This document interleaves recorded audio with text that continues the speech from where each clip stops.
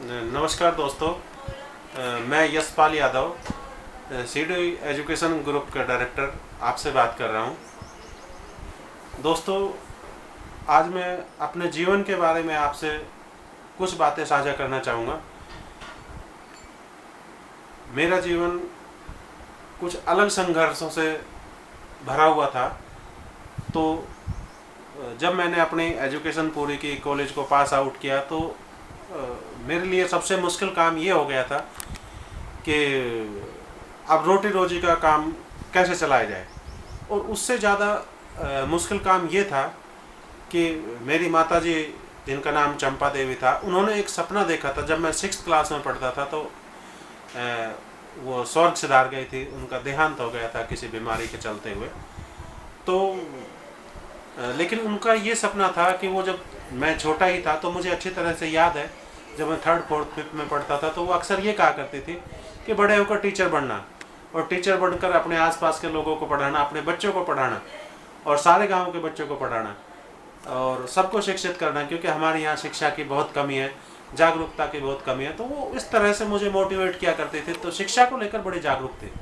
हालांकि वो शिक्षित नहीं थे, अंगूठा छाप थी, लेकिन उसके बाद शिक्षा को लेकर उनकी जागरूकता और शिक्षा के महत्व को वो अधिक अच्छी तरह से जानती थी। तो मैंने उनके सपने को भी साकार करना था और अपनी रोटी रोजी के सवाल जो था उसको भी पूरा करना था, क्योंकि बड़ा चुनौतीपूर्ण कार्य था। अब पूंजी नहीं है, बिना पूंजी के किस तरह से काम शुरू किया जाए। तो मैंने धीरे धीरे कुछ बच्चों को अपने घर पे ही बुलाना शुरू किया और वहाँ उनको कुछ ट्यूशन देना शुरू किया, ताकि मुझे कुछ एक्सपीरियंस मिल सके कि मैं किस तरह से काम को आगे बढ़ाऊँ। तो बच्चे आए, बड़ी डेडिकेशन के साथ हमने उनको पढ़ाया, खुद भी पढ़ा, उनको भी पढ़ाना शुरू किया। तो मुझे एप्रिसिएशन मिला, पेरेंट्स से भी एप्रिसिएशन मिला, मोटिवेशन मिला। तो मेरे कार्य करने की क्षमता भी बढ़ी और आगे बढ़ने के लिए मुझे कॉन्फिडेंस भी आया। तो फिर हमने सोचा कि हाँ, अब सही काम है कि अपने जो सपने पूरे करने हैं, जो माताजी के सपने भी है और हमारे भी सपने हैं, तो उनके पूर्ण करने का टाइम आ गया। तो हमने एक छोटी सी बिल्डिंग किराए पे ली, तो उसको स्कूल में तब्दील किया। हालांकि पैसे नहीं थे, तो जैसे तैसे करके कुछ पैसे को इंतजाम किया, कुछ दोस्तों से उधार लिए, तो अपने काम को हमने शुरू कर दिया। लेकिन मेरी डेडिकेशन था, मुझे आसपास के लोग सब जानने लगे थे, क्योंकि मैं बच्चों को ट्यूशन देता था। तो मुझे पहचानने लगे थे कि क्या डेडिकेशन के साथ किस तरह से काम करता है। तो मैं पूरी सिंसियरिटी से काम करने में विश्वास रखता था शुरू से ही। तो ये सब कुछ, ये आदतें मुझे मेरी माताजी से मिली कि जो काम करो अच्छे से करो, यदि काम नहीं हो पाता तो फिर उसको छोड़ दो, उससे किसी को लॉस नहीं होना चाहिए आपके काम की वजह से। तो ये सब कुछ, ये सारी चीज़ें सीखने को मुझे अपने माताजी के जीवन से ही मिली, क्योंकि वो भी हमेशा इस तरह से ही कार्य करती थी। उनकी कार्यशैली भी ऐसी ही रहा करती थी कि जो भी काम करना है पूर्ण डेडिकेशन के साथ करना है। तो ऐसे हमने शुरू किया। तो जब स्कूल शुरू किया तो पूर्ण डेडिकेशन के साथ, पूरी मेहनत के साथ, पूरी सिंसियरिटी, सच्चाई और ईमानदारी के साथ, क्योंकि एक ऐसा कार्य हम करने जा रहे हैं जिसमें सच्चाई और ईमानदारी को हमें बखूबी सिखाना होता है, बच्चों में, उनके कर्म में ढालना होता है। तो जब तक हम अपना रोल मॉडल खुद तैयार नहीं होते, तब तक हम दूसरों में नहीं डाल सकते, ऐसा मेरा मानना था। तो हमने उस तरह का पहले बन कर दिया है, पूरी सच्चाई के साथ काम करना है, पूरी ईमानदारी के, पूरी डेडिकेशन के, सिंसियरिटी के साथ काम करना है। तो ऐसा हमने काम किया। तो काम करने के बाद मुझे बड़ा अप्रिसिएशन मिला लोगों के द्वारा। जिनके पेरेंट्स के बच्चे मेरे पास पढ़ रहे थे, वो मुझे बड़ा अप्रिशिएट करके जाते कि बड़ा अच्छा काम कर रहे हो।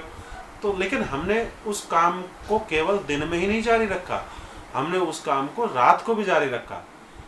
थकान नहीं होती थी मुझे, क्योंकि एनर्जी लेवल मेरा बहुत अच्छा था उस वक्त भी। और क्योंकि जब डेडिकेशन होता है तो थकान अपने आप चली जाती है। मेरा ऐसा मानना है कि जब आप पूर्ण रूप से किसी चीज़ को के प्रति निष्ठावान हो जाते हो, तो फिर आप में थकान नहीं आती है। तो थकान नहीं आई। हमने रात को भी बच्चों को, जो आ सकते थे, जो आसपास में रहते थे, स्कूल के पास में रहते थे, ऐसे बच्चों को हमने इनवाइट किया कि आप आओ, रात को भी हम यहीं इकट्ठे ही सोया करेंगे और इकट्ठे ही पढ़ा करेंगे।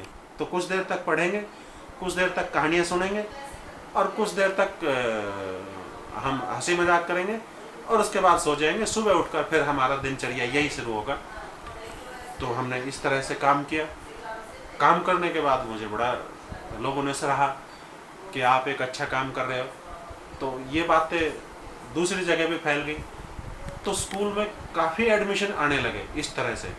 और लोगों ने भी कहा कि हमारे भी बच्चों को आप ही पढ़ाइए, आप ही उनका मार्गदर्शन करो, आप ही उनको आगे बढ़ाओ। तो मेरा मोटिवेशन बढ़ता रहा, मेरा कॉन्फिडेंस बढ़ता रहा कि हाँ मैं काम तो ठीक कर रहा हूँ। क्योंकि यही आकलन होता है काम का, जब लोग आपकी तारीफ कर रहे हो तो मतलब आप अच्छा काम कर रहे हो, सोसाइटी के लिए, समाज के लिए एक अच्छा काम कर रहे हो। तो हमने उस काम को आगे बढ़ाते रहे। धीरे धीरे हमने एक अपना भवन तैयार किया, बैंक से लोन लेकर। हालांकि बैंक से बहुत अधिक लोन नहीं मिल पाया हमें जिससे काम शुरू किया, पर जितना भी मिल पाया वो मेरे लिए, मेरे काम को आगे बढ़ाने के लिए बहुत था। फिर हमने कुछ दोस्तों को अप्रोच किया, कुछ समाज के प्रबुद्ध लोगों से कहा कि हमारी हेल्प कीजिए, तो बखूबी हमें हेल्प मिली। मुझे कभी कोई शिकायत नहीं रही समाज से।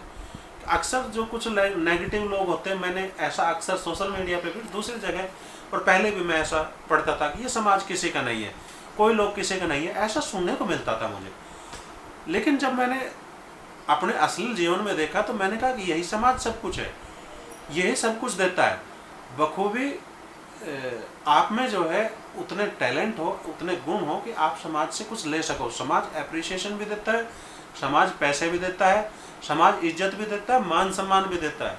ये समाज सब कुछ देता है और सब कुछ उन्होंने मुझे दिया, तब मैं ऐसा बोल रहा हूँ। ये सारी चीज़ें मुझे मिली, तो सारी चीज़ें मुझे मिली तो मैंने अपने काम को और आगे बढ़ाने के लिए फिर स्कूल का एक निर्माण किया।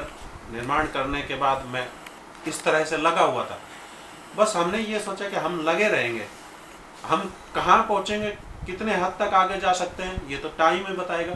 लेकिन हाँ, सपना था कि एक बहुत अच्छे इंस्टीट्यूट का एक निर्माण करना जिसमें सब तरह की फैसिलिटीज़ अवेलेबल हो। तो वो फैसिलिटीज़ अवेलेबल कराने के लिए माननीय मोदी जी ने तो हमें गाइड किया ही।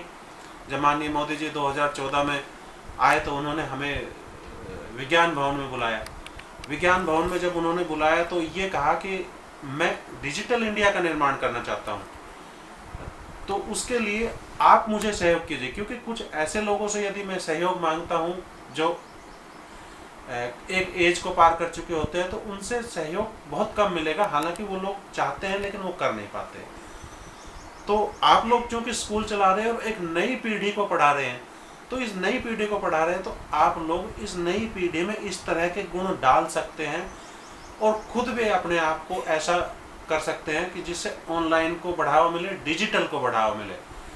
तो मैं पूर्ण रूप से हिंदुस्तान को, भारत को डिजिटल देखना चाहता हूँ, आपका सहयोग की अपेक्षा करता हूँ, ऐसा उन्होंने कहा। तो हमने वहीं बैठे बैठे एक निर्णय लिया कि ये बच्चों के फेवर की भी बात है, और क्योंकि हिंदुस्तान जब डिजिटल हो जाएगा और हमारे बच्चे डिजिटल नहीं हुए तो बड़ा पीछे रह जाने वाली बात है। मैंने कहा नहीं, गुड़गांव में हम सबसे पहले डिजिटल करके दिखाएंगे। तो हमने डिजिटल की एक ऑनलाइन एग्जामिनेशन लैब खोली। उसके लिए बजट की बहुत, क्योंकि एक कॉस्टली होती है, महंगी चीज़ होती है, लैब का निर्माण करना बहुत महंगा होता है। तो बिना पेपर और बिना पेन के ही एग्ज़ाम लेना, बिना पेपर पेन के उसको चेकआउट कर देना, बिना पेपर पेन के ही रिपोर्ट कार्ड पेरेंट्स तक पहुंच जाना। तो ये अपने आप में था तो चैलेंज, लेकिन और एक कॉस्टली भी था। हमने बैंक से सपोर्ट मांगा, बैंक ने सपोर्ट किया। लेकिन दिक्कतें यहाँ आती है, बैंक पूर्ण रूप से सपोर्ट नहीं कर पाता। तो बैंक की कुछ अपनी मजबूरियाँ हो सकती है। बैंक कभी भी हमें पूर्ण रूप से सपोर्ट नहीं कर पाया, हमें इनिशियली मतलब आंशिक रूप से सपोर्ट कर पाया। तो चलो जो कर पाया उससे हमें शुरुआत करने में मदद मिल जाती है। हम शुरुआत कर देते हैं, फिर हमें इधर उधर से फंडिंग हो जाती है और हम काम को शुरू कर देते हैं, काम पूर्ण हो जाता है। तो ऑनलाइन एग्जामिनेशन लैब की हमने स्थापना की माननीय मोदी जी के सपनों को पूरा करने के लिए। जो हम कंट्रीब्यूट कर सकते थे वो हमने किया। तो बच्चों से हमें अपेक्षा थी कि बच्चे इतनी जल्दी जो है ऑनलाइन की तरफ नहीं जाएंगे, पेरेंट्स जो है अलाउ नहीं करेंगे, लेकिन ऐसा बिल्कुल भी नहीं है। पेरेंट्स ने निश्चित रूप से एकदम अलाउ किया। बच्चों को जैसे ही हमने काउंसलिंग की कि अब आपको बिना पेपर और बिना पेन के करना है, तो बच्चे उनमें उत्सुकता दिखाई देने लगी। तो मैंने कहा ये तो पूरा समाज ऑनलाइन की तरफ जाने के लिए तैयार बैठा हुआ है, बात है कदम बढ़ाने की कि कौन पहले कदम बढ़ाता है। हमने पहले कदम बढ़ाए, उसके बाद तो फिर और स्कूलों ने भी इस तरह के कदम उठाए। और मैंने सबको गाइड भी किया, क्योंकि मैं हरियाणा शिक्षण संस्थान संगठन है उसका प्रदेश अध्यक्ष भी हूँ, तो दूसरे स्कूलों से भी मैं टच में रहता हूँ। तो उन लोगों को भी मैंने मोटिवेट किया कि भाई ऐसा ही आप कीजिए, आप ऐसा करेंगे तो सबसे बड़ी बात तो यह जब ऑनलाइन डिजिटल एक प्लेटफॉर्म पे हम जा चुके होंगे तो हमारे बच्चे पीछे रह जाएंगे। अब क्योंकि हम एक लीडिंग सिटी में काम कर रहे हैं तो हमें तो लीडिंग तरीके से ही काम करना होगा ना, हमें तो सबसे पहले ही काम शुरुआत करनी होगी, तभी तो हम इस शहर को ये कहेंगे कि ये लीडिंग शहर है, लीडिंग सिटी है। तो इस शहर ने दूसरे शहर को भी लीड किया, हरियाणा के दूसरे शहर को, एनसीआर के दूसरे सिटीज़ को, दूसरे स्कूलों को लीड किया और ऐसा बताया कि हम ऑनलाइन जा सकते हैं। अब ये महामारी शुरू हो गई है,